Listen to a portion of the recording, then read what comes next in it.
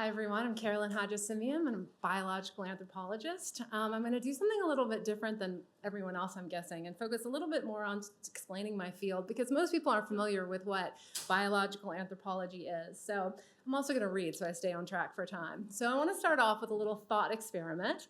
Imagine you're sitting here in the front row of an extremely large stadium, twice as large as the world has ever seen. And you're sitting here in row one, and right next to you is sitting your mother, the woman who birthed you, right? And sitting next to her is her mother, and sitting next to her is her mother, and next to her is her mother, and next to her, and you know, get where I'm going here.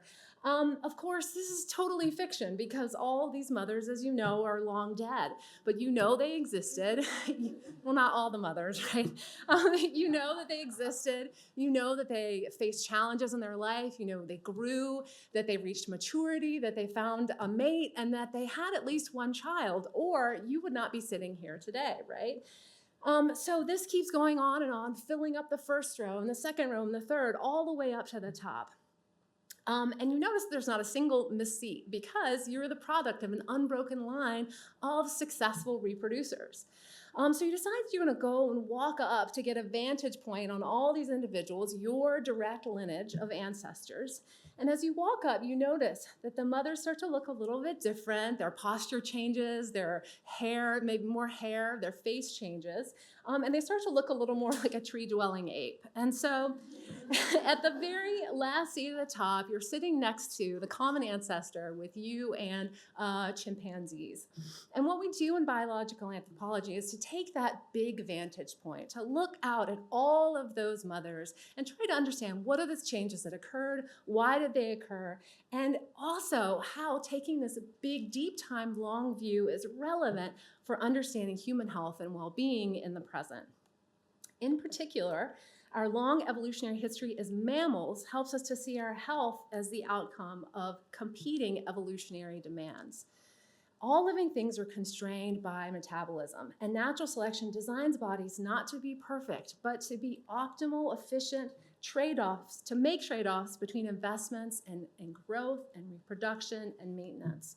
Female mammals, and especially primates, and especially humans, must invest an incredible amount of energy in reproduction. And because of that, one of the most important life transitions is puberty, as it marks a transition from investing a lot in growth to investing a lot in the energy needed for reproduction. Of course, this is the environment in which we evolved, not the environment we find ourselves in now. So we treat puberty as sort of a signal saying that the body is ready for the demands of reproduction. We know that the body needs to have enough energy and size to support the considerable demands of pregnancy. So therefore, it's advantageous for our bodies to wait as long as possible to reach that critical milestone of puberty. However, mammals can't wait too long because there's always a risk of mortality. This enduring conflict between needing enough energy but also needing to head against mortality is the ultimate evolutionary source of the considerable sensitivity and flexibility in the timing of the pubertal shift. My project is focused on disentangling the effects of energy availability from mortality risk. We're doing a long-term project of children as they transition in and out of puberty from 6 to 18 years of age. Our primary focus is identifying the inputs to pubertal flexibility, which things push the body to wait and which things speed development up. Thank you.